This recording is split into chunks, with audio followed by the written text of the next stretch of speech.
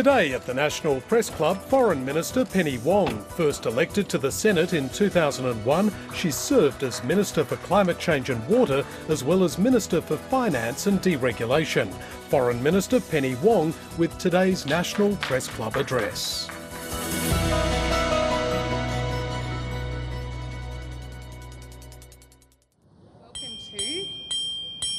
Hello and welcome to the National Press Club of Australia for today's Westpac address. My name is Jane Norman. I'm a reporter with the ABC and a director here at the club. Our guest today is the Foreign Affairs Minister Penny Wong, making her first press club address since taking the job as Australia's top diplomat. And we can forgive the Minister for taking a little bit of time to make it here, having visited 30 countries, helped reset relations with our nearest neighbours and begun the big thaw with our largest trading partner, China. But this is, of course, a region that's being reshaped. And as the Minister will make clear today, Australia could be caught in the crossroads of big power competition. You can join the conversation on Twitter. Our handle is @PressClubAust and the hashtag is NPC. Please welcome Penny Wong.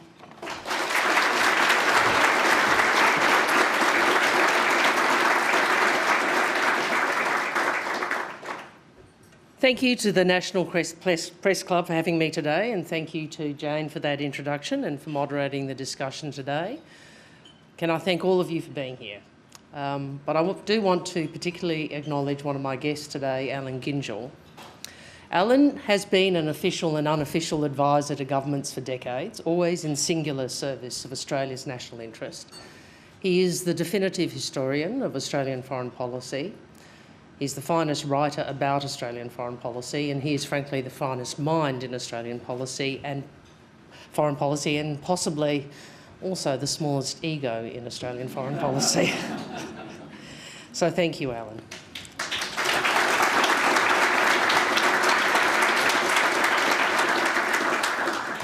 I acknowledge the traditional owners of the land on which we meet, the Ngunnawal and Ngambri peoples, and I pay my respects to elders past, present and emerging. First Nations peoples were this land's first diplomats and traders, but it was just this month that Mr Justin Mohammed commenced his appointment as Australia's inaugural Ambassador for First Nations people. Elevating First Nations perspectives will strengthen our connections across the world and in our region, especially across the Blue Pacific. And the potential power of those connections has been neglected for too long, and it has been to our own detriment, when we ought to bring everything we have to the table. Self-evidently, the first thing we bring to the table is ourselves. And as I travel, I tend to begin engagement by explaining who we are, a land that is home to the oldest continuous culture on the planet and to people from more than 300 ancestries. A nation whose people share common ground with so many of the world's peoples. When Australians look out to the world, we see ourselves reflected in it, just as the world can see itself reflected in us. What that means is we have the ability to build on common ground with people around the world. This is a powerful national asset for building alignment, for articulating our determination to see the interests of all the world's peoples upheld alongside our own. This matters because our foreign policy must be an accurate and authentic reflection of our values and our interests, of who we are and of what we want. And it matters because our national power, more than anything else, comes from our people. We need to harness all elements of our national power to advance our interests when the implications of unchecked strategic competition in our region are grave. So today, I want to talk to you about how we avert war and maintain peace. And more than that, how we shape a region that reflects our national interests and our shared regional interests. Those interests lie in a region that operates by rules, standards and norms, where a larger country does not determine the fate of a smaller country, where each country can pursue its own aspirations and its own prosperity. And I want to talk about how we contribute to the regional balance of power that keeps the peace by shaping the region we want. Strategic competition is operating on several levels, domains that we might prefer to separate, economic, diplomatic, strategic, military, all interwoven and all framed by an intense contest of narratives. But as well as understanding how competition is operating, we need to understand what is being competed for, that it is more than great power rivalry and is in fact nothing less than a contest over the way our region and our world work. Many commentators and strategists prefer to look at what is happening in the region simply in terms of great powers competing for primacy. They love a binary. And the appeal of a binary is obvious. Simple, clear choices, black and white. But viewing the future of our region simply in terms of great powers competing for primacy means countries' own national interests can fall out of focus. And it diminishes the power of each country to engage other than through the prism of a great power. It is also unhelpful to narrow this discussion to the potential for kinetic conflict on our shores when regional interests are challenged by actions that fall far short of that. Coercive trade measures, unsustainable lending, political interference, disinformation and reshaping international rules, standards and norms that have benefited smaller countries from trade to human rights, these all encroach on the ability of countries to exercise their agency and contribute to regional balance and decide their own destinies. So countries like ours in this contested region need to sharpen our focus on what our interests are and how to uphold them. And our focus must be on what we need to do so that we can live according to our own laws and values, determined by our own citizens, pursuing our own prosperity, making our own choices, and respecting but not deferring to others. Our focus needs to be on how we ensure our fate is not determined by others, how we ensure our decisions are our own.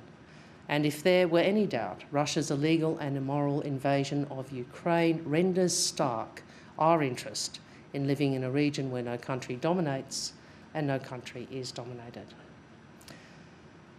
It's true that Australia has always needed to apply ourselves with this focus, but it is especially true right now because our region faces unprecedented circumstances. And these circumstances require a response of unprecedented coordination and ambition in our statecraft. Tensions have risen between states with overlapping claims in the South China Sea. Compounding that have been the militarisation of disputed features and dangerous encounters in the air and at sea. China continues to modernise its military at a pace and scale not seen in the world for nearly a century, with little transparency or assurance about its strategic intent. In August last year, 5 Chinese ballistic missiles were reported to have fallen in Japan's exclusive economic zone, and just last week, we saw China practice strikes and blockades around Taiwan. On top of that, North Korea continues to destabilise with its ongoing nuclear weapons program and ballistic missile launches, threatening our friends in Japan and the Republic of Korea, as well as the broader region. Altogether, this combination of factors and the risk of miscalculation comprise the most confronting circumstances in decades. So this is why I am so steadfast in refusing to engage in speculation about regional flashpoints, whether the Himalayas, Taiwan, the Korean Peninsula or anywhere else. In particular, there is much frenzied discussion in political and media circles over timelines and scenarios when it comes to Taiwan.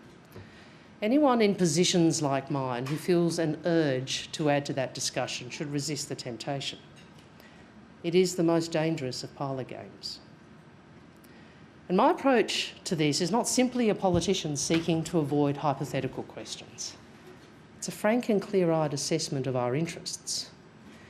We do not want to see any unilateral change to the status quo. We call for the peaceful resolution of cross-strait issues through dialogue without the threat or use of force or coercion. Because let me be absolutely clear, a war over Taiwan would be catastrophic for all. We know that there would be no real winners, and we know maintaining the status quo is comprehensively superior to any alternative. It will be challenging, requiring both reassurance and deterrence.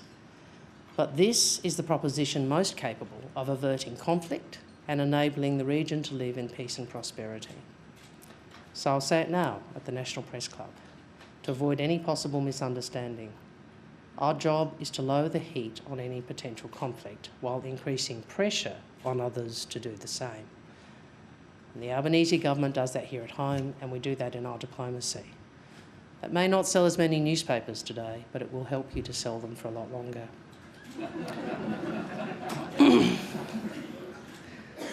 In our China relationship specifically, we will be calm and consistent and continue to do as we have since coming to office: cooperate where we can, disagree where we must, manage our differences wisely, and above all, engage in and vigorously pursue our own national interest. We start with the reality that China is going to continue to keep being China. Part of that is the reality of the world's second largest economy, representing some 18% of global GDP. And China's growth story has played a crucial role in alleviating poverty for its own people, the region and the world. Its dramatic economic growth has been a driver of Australian prosperity. And even with increased diversification, China will remain Australia's largest trading partner for the foreseeable future, and a valued source of foreign investment where it meets our national interests. Beyond that, President Xi has made clear China's goal of being a great modern socialist country that leads the world in terms of composite national strength and international influence by the middle of the century. Like any country, China will deploy this strength and utilise this influence to advance its national interests. We know at times these interests will differ from our interests and from others in the region. Importantly, China understands national interest as being advanced by favourable outcomes, by reducing the possibility of unfavourable outcomes, and by reducing the space for disagreement or dissent. And this understanding is coordinated through its persistent statecraft. A great power like China uses every tool at its disposal to maximise its own resilience and influence, its domestic industry policy, its massive international investment in infrastructure, diplomacy and military capability, access to its markets. This statecraft illustrates the challenge for middle powers like us and our partners in Southeast Asia and the Pacific. Yet we need not waste energy with shock or outrage at China seeking to maximise its advantage. Instead, we have to channel our energy in pressing for our own advantage. We deploy our own statecraft towards shaping a region that is open, stable and prosperous, a predictable region operating by agreed rules, standards and laws where no country dominates and no country is dominated, a region where sovereignty is respected and all countries benefit from a strategic equilibrium, a region that safeguards our capacity to disagree, a region that preserves our agency, a region that protects our ability to decide our own destiny. See, when we talk about our interests, this is what we mean. But of course, this kind of region doesn't simply exist organically. It demands our national effort, especially as some seek to rewrite the rules. And that effort cannot be left to one or another arm of the Australian government. Our diplomats can't do it alone, nor can our military. And what we do in the world needs to reinforce and be reinforced by who we are and what we do at home. It takes all investment in all elements of our national power, a more diversified economy, making more things here, responding to climate change, making Australia a renewable energy superpower, strengthening trust in our institutions through the National Anti-Corruption Commission, facing our cyber security needs, investments in education and training, strengthening the services people rely on, growth in wages. All of these are part of making us, Australia, more robust and more resistant to external shocks. Our economic security, our domestic resilience as a multicultural democracy and our international engagement combine as statecraft. And we are deploying, as a government, all of these elements of national power to make Australia more stable, confident and secure at home and more influential in the world. Central to statecraft is our foreign policy, advancing Australian interests and values in our region and the world, to keep Australians safe, to ensure our economic strength. It's the strategy we deploy to shape the region so that its character is closer to our interests and to avert conflict and maintain peace. Of course, this is what the countries of the region want too.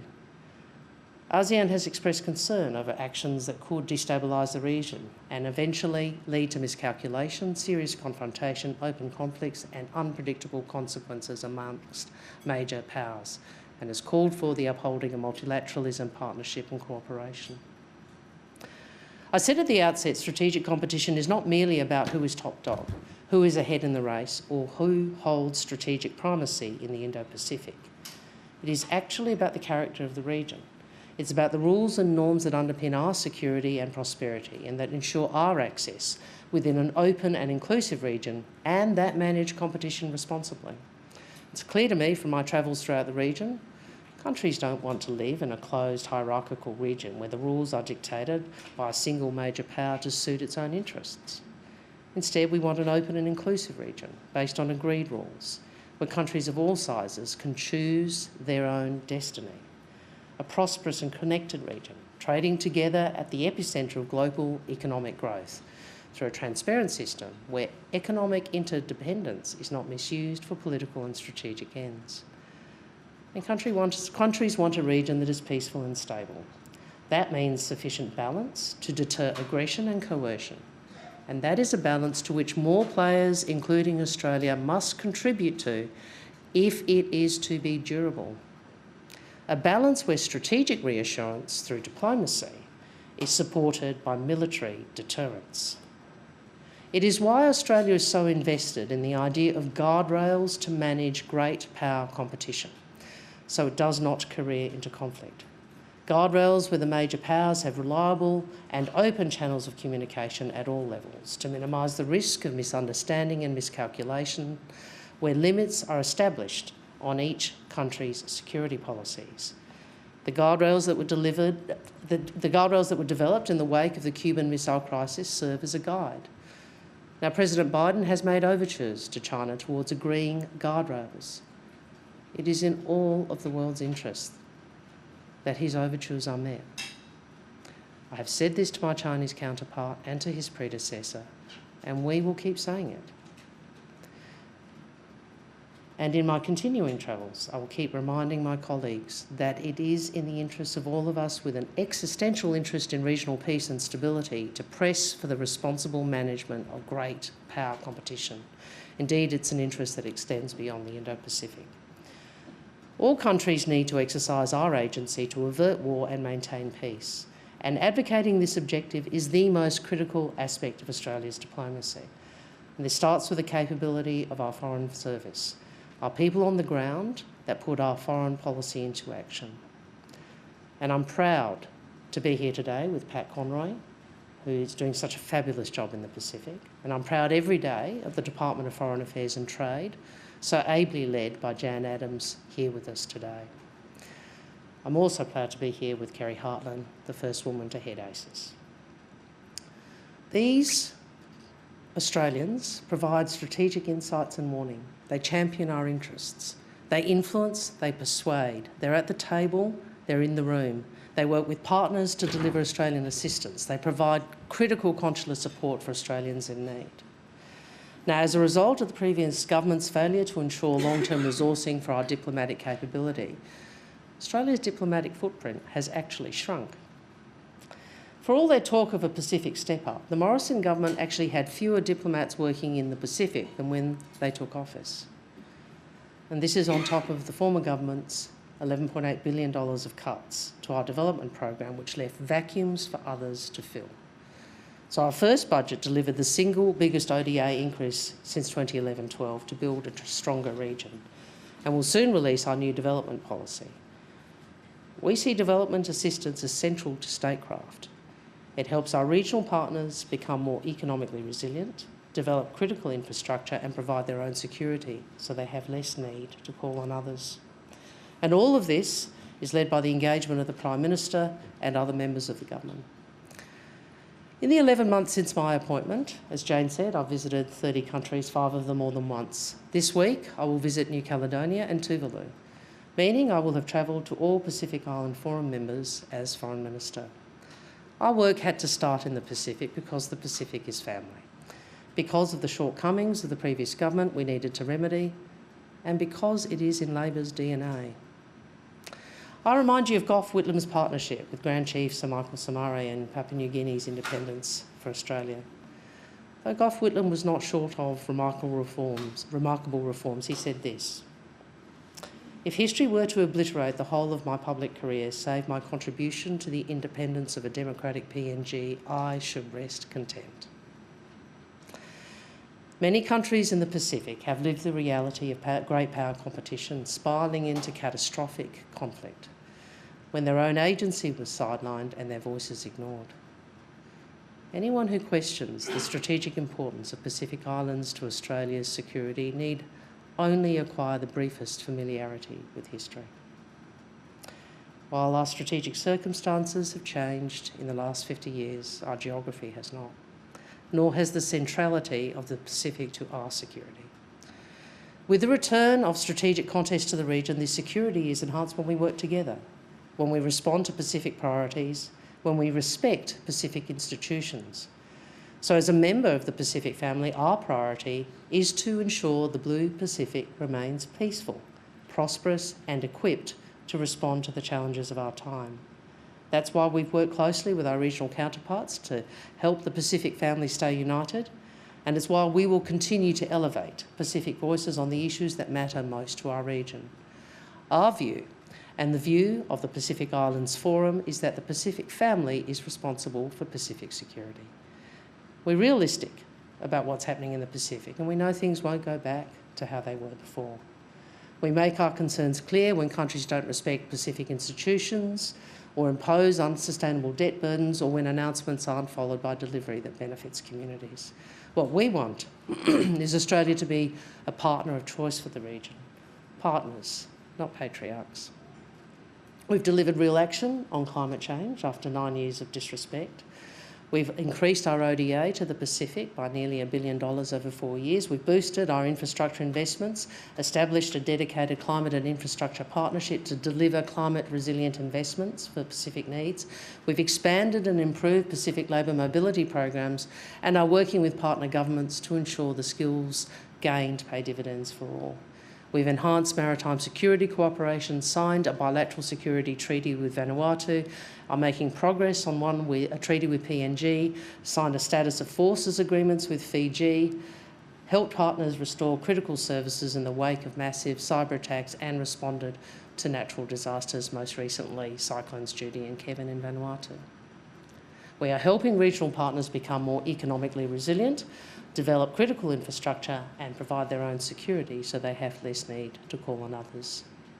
And remember, without these investments, others will fill the vacuum, and we will continue to lose ground as we did under the Liberals and Nationals. The principle of our approach to the Pacific, smaller countries working together in a way that strengthens influence, leverage and sovereignty, is a fundamental principle of Australian foreign policy. And it's grounded in the work of Australia's greatest Foreign Minister, Dr. Herbert Everett. Australia's foreign policy at its best has never simply been what you do with the great powers. Countries like us need an international system that constrains power with rules. That was what Everett worked so hard to achieve at the San Francisco conference, understanding that our interests could never be served just by winning favour with the great powers of the day. Yet whether Menzies or Howard, there have been those throughout Australia's history who have thought that our foreign policy should simply be to attach ourselves to a great power. Now some imply that we should attach ourselves to what they anticipate will be a hegemonic China. But the Albanese government will always be more ambitious for Australia. We will always pursue greater self-reliance. We will always pursue a more active foreign policy. So today we modernise the Everett legacy, working with partners and friends in the region to exercise agency in maintaining an equilibrium that benefits us all. That's what we seek to achieve through our valued bilateral strategic cooperation with partners throughout the region. That's what we seek to do through our regional partnerships with ASEAN and the Pacific Islands Forum. And when the Prime Minister welcomes Prime Ministers Modi and Kishida and President Biden to Australia next month, we will acknowledge the critical contribution of the Quad and the power and weight and influence of Japan and India, which in their own right are contributing to strategic balance. And AUKUS represents an evolution of our relationships with the United States and the United Kingdom, helping make Australia itself a stronger partner for the region. Our approach matters in the Pacific and it matters in Southeast Asia. Now, to return to an earlier point, some would see Southeast Asia merely as a theatre for great power competition. That's not a view we share, because it strips Southeast Asian nations and the enduring central institution of ASEAN of their influence, dynamism and agency, of their ability to make sovereign choices in pursuit of national and collective interests. And it glosses over the complex dynamics that exist within and between Southeast Asian nations, the ways in which the countries of our region seek to maximise their influence in the face of strategic competition, and how they determine their own responses to the real and direct challenges to their sovereignty, including in the South China Sea. It downplays the ways in which Australia and our partners can work with the region to enhance our security and prosperity, our collective security and prosperity. And importantly, it presents passivity as a feasible option, that it's possible to stand by and hope for the best, while others make choices on our behalf. That diminishes our ability, both Australia and our neighbours in Southeast Asia, to shape the kind of region we want to live in. That's why we've made engagement with ASEAN and its members a core priority.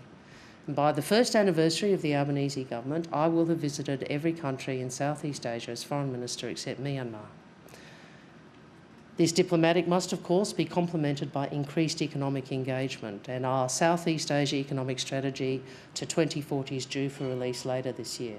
That is central to this strategy, as is our web of free trade agreements with regional partners.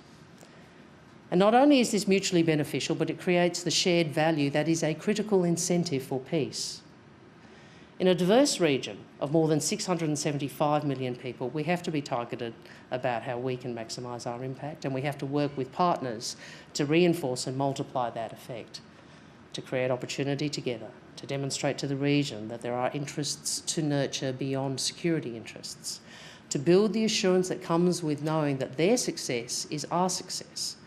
That's why we encourage greater economic engagement in Southeast Asia by the United States and its partners from the Indo-Pacific and beyond, including through IPEF.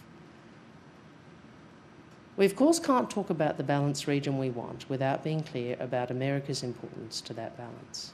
And I think it's time for some reality checks here. There is no greater turning point in Australia's history than Curtin's wartime turn to America.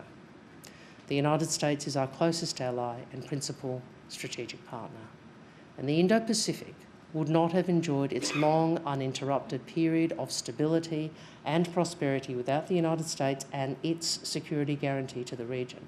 The whole region benefits from US engagement, from their contribution to the region's strategic balance. America has often been talked about as the indispensable power. It remains so, but the nature of that indispensability has changed. As we seek a strategic equilibrium with all countries exercising their agency to achieve peace and prosperity, America is central to balancing a multipolar region.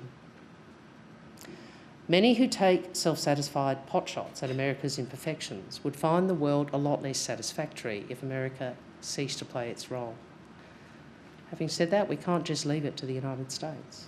All countries of the region must exercise their agency through diplomatic, economic and other engagement to maintain the region's balance, to uphold the norms and rules that have underpinned decades of peace and prosperity.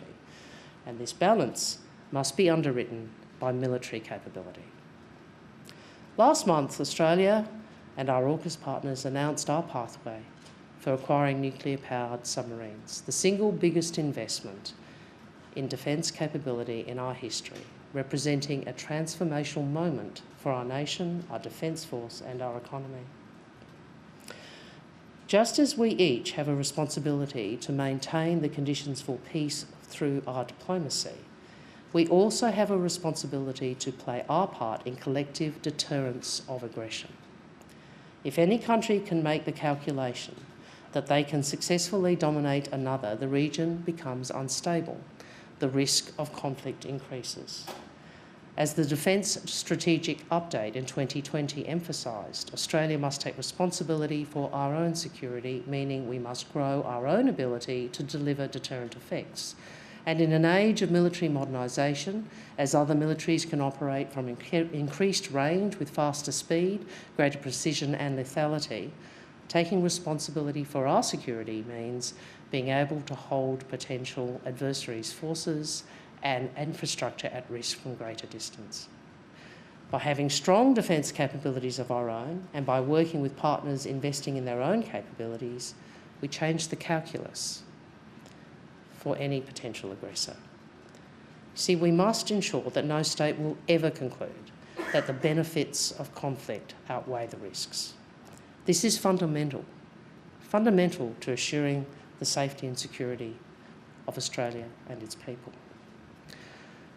Our foreign and defence policies are two essential and interdependent parts of how we make Australia stronger and more influential in the world. And together they make it harder for states to coerce other states against their interests through force or the threatened use of force. Together they contribute to the strategic balance of power that keeps the peace in our region. As my friend Richard Miles has said, deterrence isn't an alternative to cooperation. Together they are mutually reinforcing. Now, an undertaking as big as AUKUS in a democracy like ours should attract scrutiny. Some are concerned the price is too high. Well, there are two responses to that. First, in the context of the scale and speed of the military build-up in our region, a serious financial investment is required to have credible defence capabilities of our own and making Australia's contribution to regional balance. Second, I note that much of the financial investment is in ourselves, in our own jobs, our own industry and in our own sovereign capability. Don't forget, AUKUS is about much more than submarines. It's also about joint development of capabilities, including artificial intelligence, quantum technology and cyber. And some are concerned about timeframes, and it's true, we've lost a lot of time over 9 years of capability announcements with no delivery. But we can't go back in time. We can only get to work on the best way forward to deliver the necessary capability at a realistic pace with the lowest transition risk. It's why the pathway doesn't just involve acquiring Virginia-class submarines or building our own, but also extending the life of the Collins-class. And some have raised concerns about nuclear non-proliferation. Labor has a proud history of championing practical international non-proliferation and disarmament efforts, having ratified the Treaty for Non-Proliferation of Nuclear Weapons, and we will ensure we continue to meet the NPT's obligations to the highest and most rigorous standards. Our AUKUS partners understand and recognise Australia's commitments under international law, including, importantly, the Treaty of Rarotonga.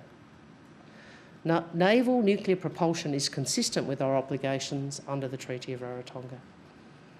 And the United States has confirmed that the nuclear-powered submarines visiting Australia on rotation will be conventionally armed. And while we're not a party to it, Australia will continue to act in a manner that is consistent with the basic principles of the Bangkok Treaty. We have and we will continue to engage regularly and transparently with the IAEA and our regional partners. And I thank our partners for their willingness to engage and for their public messages of appreciation of our efforts to keep them informed. And I particularly want to note the comment from Indonesia that maintaining peace and stability in the region is the responsibility of all countries. It is critical for all countries to be part of this effort. That is precisely what we are doing. Australia is fortunate in so many ways, not least in the way we benefit from the foresight of our greatest state people, Curtin, Evatt and Whitlam. They showed us the path to advance our national interests in the world, and that path continues today in modernising their legacies of alliance, region, partnership and rules. That path guides us as well as ever as we face today's circumstances with the foresight to benefit the generations that follow us. So I want to conclude with a point I make with many audiences around the world because it really gets to the heart of it.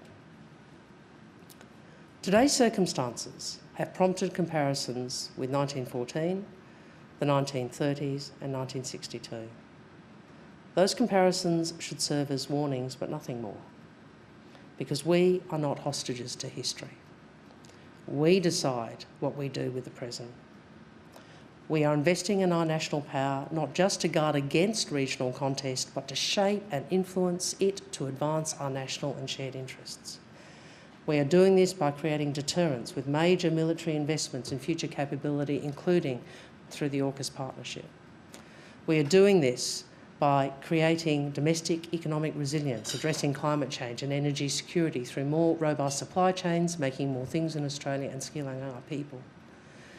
And we are doing this by investing in our diplomatic power, renewing Australia's closest partnerships and advancing our interests and our values.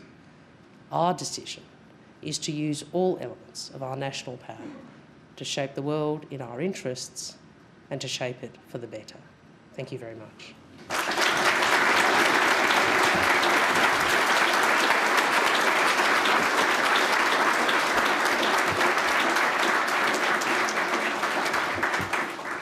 Minister, thank you for both a very frank assessment of the strategic environment and a really comprehensive explanation of Australia's position and response to it. To start off questioning, some of the framing of this speech by some media outlets today sort of framed it as a counter-argument to comments that were made by the former Prime Minister Paul Keating in this very forum only a month ago.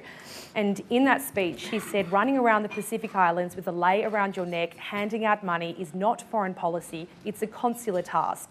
And this was, of course, criticism of you by one of your own side. Before we get into a broader discussion dissecting all of the issues that you raised in your speech today, I was wondering, were you forewarned that Mr Keating was going to be making those comments, and have you spoken to Mr Keating since? Well, you can probably work that out for yourself, but what I'd say on the Pacific is the importance of the Pacific to Australia, the importance of a peaceful, stable region to Australia, I think I laid out in the speech and has been well understood by previous Prime Ministers and governments. But I think on Mr Keating, what I would say is this. I think in tone and substance, he diminished both his legacy and the subject matter. All right, our first question today is Andrew Tillett from the Australian Financial Review. Thanks, Jane. Minister, thank you for your speech. You've laid out... Sorry it was a bit long. But No. You know, we should... Yep. That's fine. 5 minutes over. I'm sure the ABC won't mind. Look, you outlined a case, I guess, effectively, in my interpretation, of the importance of collective action from the region. You talked about in your travels that the region doesn't want a closed, hierarchical region dominated by one particular power. But how much are you actually seeing from the region about this sort of determination to band together? I mean, we've put our cards on the table with things like AUKUS, the reinvigorated approach to statecraft and diplomacy that you're taking. What are we actually seeing, though, the other countries doing in this space? Well, first, before I do that, can I acknowledge there are quite a number of members of the Diplomatic Corps here today, and I thank you for your attendance and your engagement. And I would make this point. I think all the countries of the world, but particularly of our region, so the Indo-Pacific and obviously the Pacific Island Forum members, particularly and the members of ASEAN, we are all seeking to navigate a world in which strategic competition is increasing. So there is both dialogue and thinking and consideration about how we navigate that world. What I say is we share a region, we share a future, and that peace is best served by all of us exercising our agency. Are there other countries doing it? Well, I think you should probably talk to them, but I would observe that all countries of the region are seeking to navigate that world. And much of my engagement and the engagement of colleagues is focused on how we can best work better, bearing in mind people have different perspectives, different geographies, different views about their national interests, but that there is alignment which comes and which we encourage.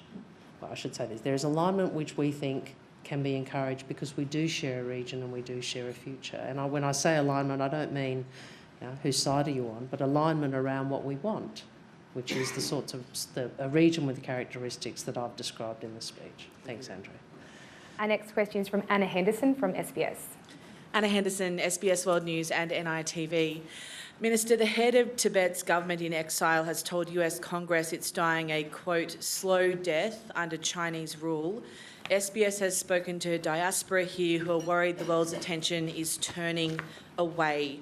The Australian Tibet Council wants the government to impose Magnitsky-style sanctions on CCP officials for alleged human rights violations in Tibet. Sanctions have already been placed on Russian, Iranian and Myanmar officials. Should Chinese officials be next, and is that a prospect your government will consider? Look, I wrote an op-ed some months ago where I tried to set out how we approach our advocacy for human rights, and I made the point first that obviously we don't live in a world where we can determine other countries' policies. So the judgment is what are the effective ways to engage, to encourage and articulate or advocate our support for these principles, international principles, the observation of human rights obligations that states have signed up to. And I made the points that we will do it in various ways. Sanctions are part of the answer, but they are not the only part. I would obviously never speculate on what might or might not be considered, but I would just say they are only one part of how we might approach, or how we do approach our advocacy in relation to human rights. Do you want to share any other parts you might be thinking about in that particular Well, I think scenario? we do we saw the German Foreign Minister do over the weekend. We continue to articulate our view about the importance of human rights privately and publicly. We work through the UN fora, including the Human Rights Council, as we have in relation, for example, to Xinjiang and also Iran.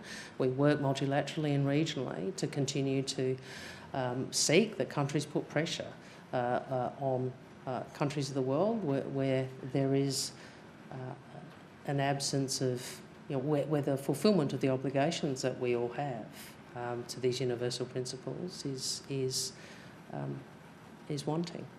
Thank you. Right. Matthew Knott from the Sydney Morning Herald and The Age. Thank you for your speech, Minister. You spoke a lot about Taiwan and avoiding conflict there in your speech. US President Joe Biden, on at least 4 occasions, has said that America would intervene militarily if China was to attack Taiwan, and that's been noted as quite a significant departure from the past policy of strategic ambiguity. Do we support this new approach as a way to deter China, or do you think it's raising the tensions and heightening the temperature? Well, look, it's my job to speak for Australia, which is obviously a middle power.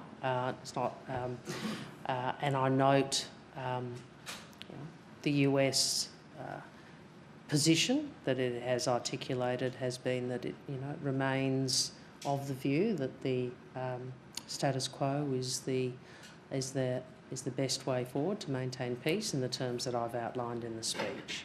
I thought it was important to address Taiwan, and it seems from your question that I wasn't that effective in my argument, Matthew, because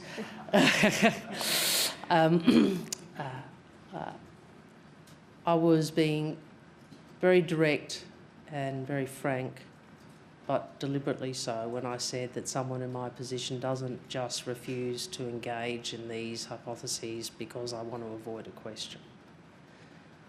I do so because I think this sort of speculation is unhelpful, and our task, my job, obviously you have a different job, but my job and the task of those of us in these positions is to do all that we can to press for the maintenance of the status quo through both deterrence and reassurance.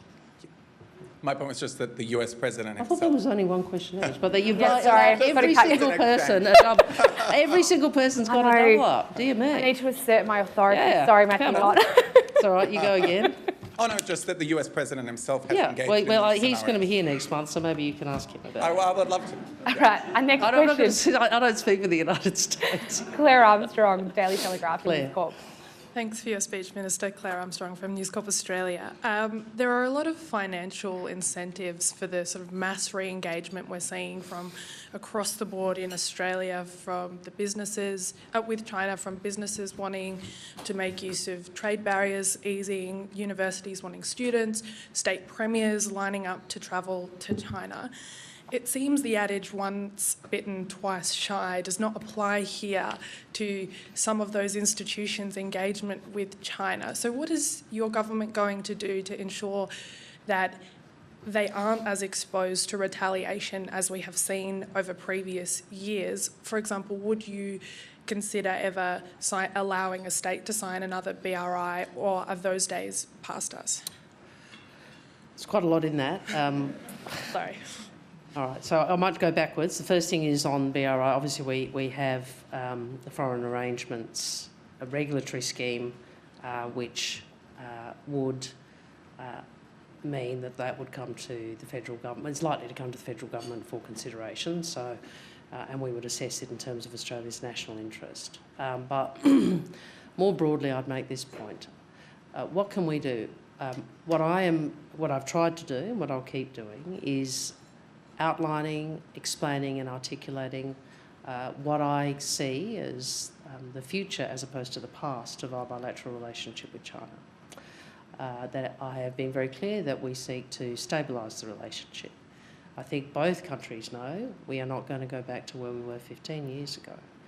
The point I made in the speech about various domains, here strategic and economic, coming together, remains. So what I described as how things were under Mr Howard, where you could have your strategic relationship with the United States and your economic relationship with China, and the world stayed separate. We don't live in that sort of world anymore. I've also made I've made it very clear that I think smart businesses understand the importance of resilience, understand the importance of diversification. Many have diversified. Many industries and sectors have taken the opportunity have taken the circumstances of these trade barriers, trade impediments to diversify, and I think that is a smart thing to do. Having said that, as I also said in the speech, numerically China is likely to remain our largest trading partner in aggregate. We've made clear to the Chinese government that we do not think that the current trade impediments are justified, and we hope that the process of Australia suspending its current action before the WTO and the process of dialogue gives a pathway for that to be resolved. And we hope, if that is the case, that same pathway can be applied for wine. Okay, next question, Ben Packham from The Australian. Thank you, Minister. Australia and other CPTPP nations face a difficult choice in the next 12 months or so, whether to allow China and indeed Taiwan into that agreement. Scott Morrison said China had little hope of gaining entry, while some say that allowing China in could force Beijing to lift its standards and play by global rules. What's your view, and what would both economies need to do to get Australia's support to join the CPTPP? Well, look, the CPTPP has very high standards, and we welcome the United Kingdom's participation after quite a lengthy process of discussion and dialogue about its participation in the CPTPP. We would obviously look to maintaining whomever is seeking to apply for membership. Australia's position would be to ensure that the standards which are set in the CPTPP are maintained. Do you have an open mind, though, on the accession of both of those countries? I should say? Yeah, look, I understand why you're asking that question, and it's not... I don't propose in relation to that issue to engage in sort of hypothesis or commentary publicly, which you'd understand, Ben. I'm sure that you will do something now with my answer. But... Just report it. Yeah. Okay, everyone can judge that tomorrow. Okay, our next question is from Andrew Green from ABC News. I just remind our journos that there is still a long list, so please keep it to one question. I won't defy Jane. Minister, I'll follow on from my colleague Claire's question about re-engagement with China. I think this week Mark McGowan is making his first return visit. We saw Dan Andrews controversially not take any journalists with him to China. What do you do as Foreign Minister before these visits? Do you speak to some of the state leaders before they go over to ensure that there is what your colleague Don Farrell calls a Team Australia approach as they're starting to engage with Chinese officials and potentially make deals? Well, look, obviously we took... the first visit to China by an Australian minister for some time was obviously in... Was that December, Claire? Yes. And we did make sure we sought to bring and did bring some pool journalists with us, because we thought that it was important for me to articulate to Australians what we were doing and why we were doing it, and to have that engagement. Since that time, what we've seen is more engagement, not just from premiers but from the business community. We think it is a good thing that we are engaging. As we said, we think engagement is the way in which we can pursue our national interests, and hence the frame that I've articulated to you many times: cooperate where we can, disagree where we must, and engage in our national interests. In terms of the Premier's trips, obviously, I think that it's been publicly reported, there's been some, we've ensured that people have been briefed if they've sought it, or we've reached out proactively, and we'll continue to do that. Only one question. Can I ask, did Mark McGowan seek a briefing? Well, I understand that Mr McGowan has had engagement, or his department has had engagement with my department. Our next question is Katina Curtis from the West Australian. Thanks, Minister. And yes, I had some interest in Mr McGowan's trip to China as well. But I will ask you about something slightly different. You touched on in your answer just before the foreign arrangements scheme. Can I ask how that's operating? Is it operating as it was intended in your view? And will you be reviewing the way that those arrangements are recorded and which ones? My recollection is there's a statutory review required, or certainly when we passed the legislation that was part of the public discussion. So we will go through that. It is quite a labour-intensive process, which... I think Labor in opposition, which when we gave bipartisan support to it, I and others raised some concern about the way in which the legislation was drafted, whether or not that would be too labour intensive. It's certainly proven to be labour intensive, but we'll go through a proper process and engage with community and the business community, states and territories and others, and presumably the Parliamentary Joint Committee on Intelligence and Security, which dealt with it before. Thank you. The next question. Excuse me. Ben Westcott from Bloomberg. Bless you. Thank you very much for your speech, Foreign Minister. Ben Westcott from Bloomberg. On the Pacific, since coming to office, your government has improved access to visas for Pacific workers to come to Australia, but regional leaders and regional diplomats have both still expressed concerns over inflexibility when it comes to visas and entry requirements. During her recent visit to Australia, Samoan Prime Minister Fiame Mataafa said that she expressed similar concerns and floated the idea of a regional free travel zone. Is that something you would consider? I really regretted, because I had suggested the Prime Minister that Prime Minister Fiame be invited. I regretted I got COVID that week. Excuse me, because she's such an impressive Pacific leader and someone, I think it's very important for us to engage more with our Pacific, the Pacific leadership, rather than having it sort of mediated through Australian ministers all the time. So I was pleased people got an opportunity to hear her. Look. That is, I saw those comments, obviously, pardon me, that was a long way further from where the government's policy is for increased labour movement and a Pacific engagement visa. We are disappointed that the opposition appears to not understand the importance of this. Oh dear. Just give you a break to have a glass of water. It's a long time speaking on your feet. Olivia Casely from Sky News is our next questioner. Olivia Casely from Sky News, thank you very much for your speech. The Port of Darwin is due to be returned to Australian hands on November 15, 2114. Last year, the Prime Minister announced a review into this controversial lease arrangement. Where is that review process up to? And I'm curious, would terminating the lease be consistent with us shaping the region in our interests, or could maintaining strategic balance allow for the lease to continue? Okay, I'm not sure that I think the way I would look at it first is whether or not maintaining that the current arrangement, lease arrangement in relation to the port that the previous government entered into was in Australia's national interest. Obviously that review from memory was just initiated or conducted by the Department of Defence. I don't have a timeline on response to that. But I can find out and come back to you.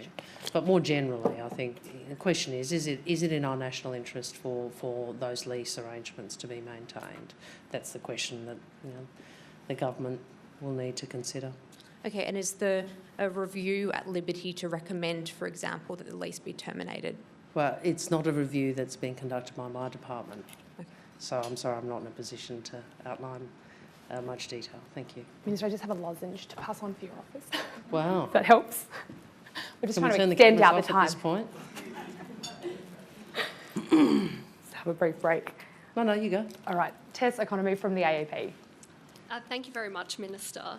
You said you wanted to draw upon the rich history of Indigenous Australians as a tool when working with Pacific neighbours.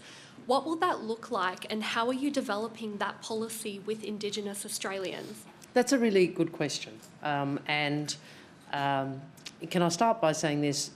Whenever I go to a Pacific Island country, I'm always, if not met by, welcomed by, I always have an engagement with traditional leaders. And it is, it's not seen as something unusual. It's part of how you engage. So you go to Vanuatu and you engage not just with the parliamentary leaders, but the chiefly system. So I think the power of our First Nations people, particularly in the Pacific, and gives us a way in which we can engage and connect that we haven't previously utilised.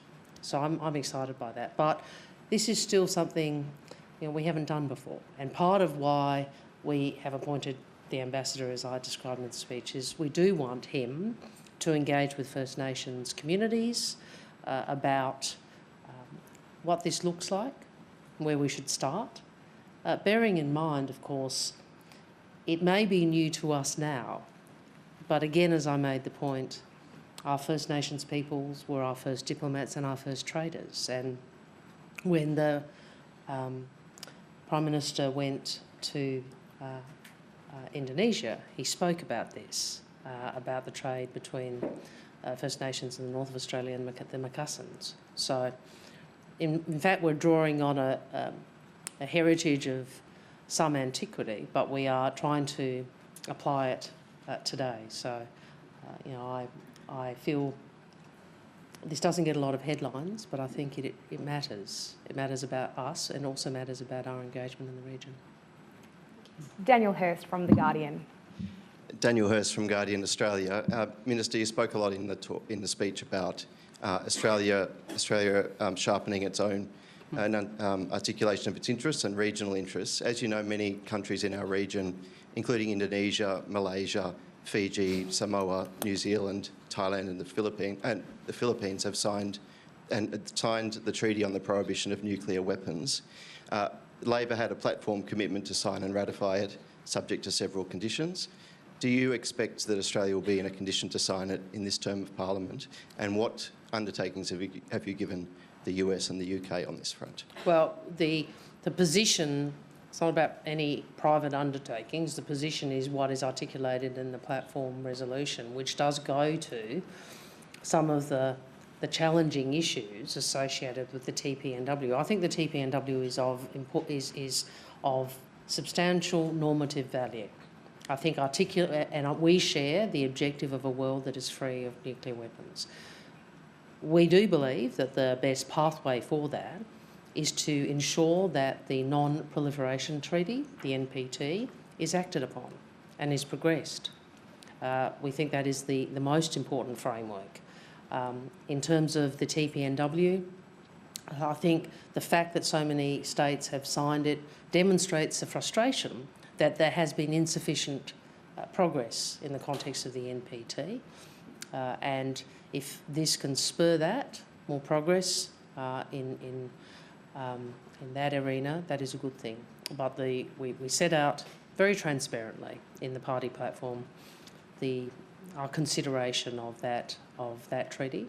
Open to signing this term? This term of parliament? I'm not going to set those sorts of timelines. What I would say to you is, we set out the conditions or the considerations clearly, but we share their ambition for a world that is free of nuclear weapons. Our next question, Melissa Code from the Mandarin. Hi, Minister. Melissa Code from the Mandarin. My question is about national identity. So you discussed the importance of partnership over paternal instruction. And when I think about... Partners, not patriarchs. I stand corrected. No, that's the line you're referring to. Yeah. When I think about the debate with respect to AUKUS and the sort of catastrophic worst-case scenario that you talk about trying to avert, security and the cost of that dominates the headlines. Less so questions about Australia and how everyday Australians see themselves in the world. Do you have any concerns about whether both the defence and the strategic policy are keeping up with Australians' sense of themselves and I guess the sort of concerns about uncertainty and economic pressures they face as everyday citizens? Look, I think a number of things. First, I'd make this observation. Jane or someone talked about when it was that I got elected to Parliament. It's a long time ago. And I've seen the Parliament's character change over that time. Most and the biggest shift, like everything, change is sort of incremental, or you don't think it's happening, and then all of a sudden something happens. You think, well, that demonstrates quite not just a change at the surface, but a change, a fundamental change, and the increased diversity of the Parliament, and particularly the last election. The face of the Parliament is now more accurately reflecting the diversity of the Australian community. So that is an important thing. The second point I'd make is I think that what I hope is the way in which I've tried to frame the sort of region we want is open and inclusive. So it's not a fixed view about, you're with us or against us. It goes to the qualities of the region in which we want, which preserve the capacity of countries to make their own decisions. And the final point I'd make is this is central to how I talk about us. And I talk about First Nations heritage, and I talk about the diversity of the Australian community. And I make the point, as I made in the speech, that this gives us common ground with so much of the world, and that's a national and a natural asset. Our next question is Amanda Kopp from the Community Broadcasting Network. Hello, Amanda Kopp from the Community Radio Network and National Radio News. Recent population estimates in Papua New Guinea show that they have a potential population of around 17 million, which is double what was previously estimated.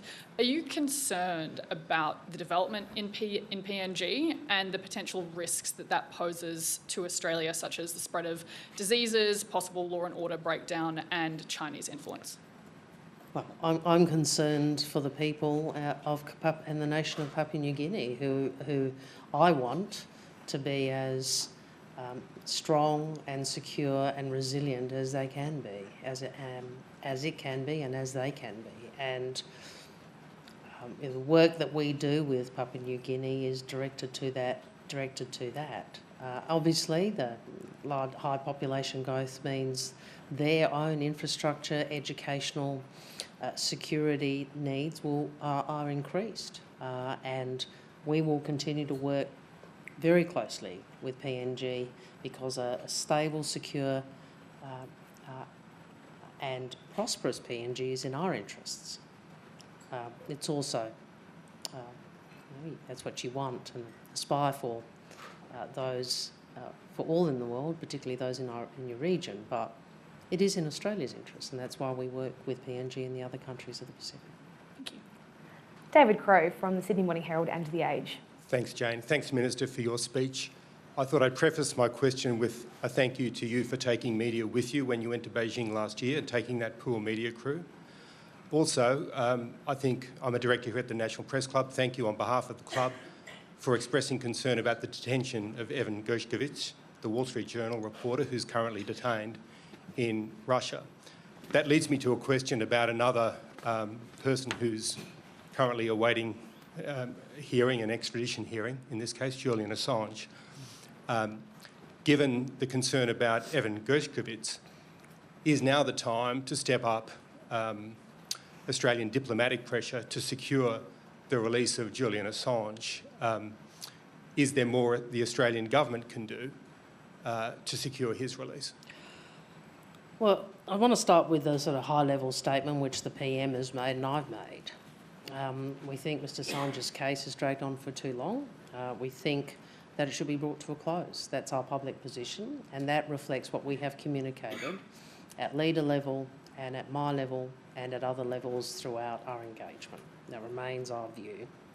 We'll continue to do that. So I know that there are some who like to posit, you're not doing this, you're not doing that, but what I can say to you is we are very clear about our view. There are obviously limits to what you can do in terms of another country's legal proceedings, and we're not a party to those proceedings. We can't intervene in those proceedings, just as the UK and the US can't intervene in our legal proceedings. I was pleased that we were able to ensure there was a visit, that my High Commissioner met with Mr Assange to, in order to better understand his welfare. It would be good to continue to be able to provide consular support to him. I know that some of Mr Assange's advocates have been raising rightly whether or not the current conditions at Belmarsh are appropriate, and that's something I will be asking my High Commissioner to engage about. Thank you. Engage on. Second last question, Nick Stewart from the Canberra Times. A wonderful speech. You're the first person who said that. I'm starting to get a bit paranoid. Ambassadors for a Pacific or Asian country, none of which are here today. They apparently thought that they knew what was coming. One of them said to me that our foreign policy was useful idiocy or useful innocence. In other words, it was basically an attempt to try and draw the veil over the reality, which is that we are completely locked in with America. Discuss. I refer to my speech. I mean, I think I really, I don't think that proposition in the face of what I articulated today stands up. Our final question today, Tim Shaw, who is a director here at the club. Thank you, Jane, and thank you, Minister, very much. Welcome back, and thank you for celebrating free speech as you outlined your answer to David Crowe regarding Julian Assange. You've spoken about the Indo-Pacific. You've spoken about, partnership, not patriarchy or paternalism. Can you see a day where the French government and the Australian government, the Chinese government and the Australian government may be working in unison, particularly in light of global warming, climate change, rising sea levels in the Pacific, rather than just diplomacy? Is there infrastructure opportunity between various nations in the Pacific? Look, I think that, we'll start the answer again. It's a good question because it goes to one of the risks of increasing strategic competition is that the focus on and the space for cooperation in those areas where actually cooperation is needed is diminished.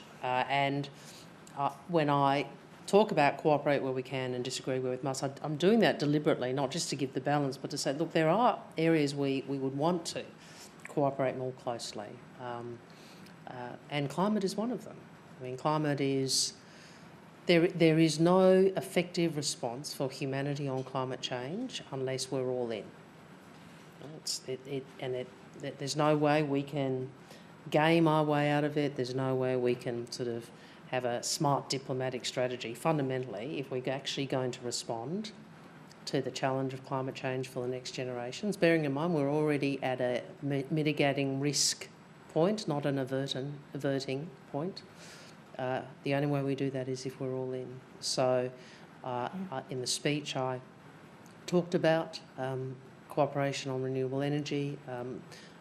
We will keep working on broad areas of cooperation, and part of why we want to co-host a conference of the parties and the UN Framework Convention on Climate Change with the Pacific is in order to bring that imperative that the Pacific understands so viscerally to the multilateral context. Thank you very much, everybody. Thank you. Minister, thank you for your speech. Thank you for staying a bit longer.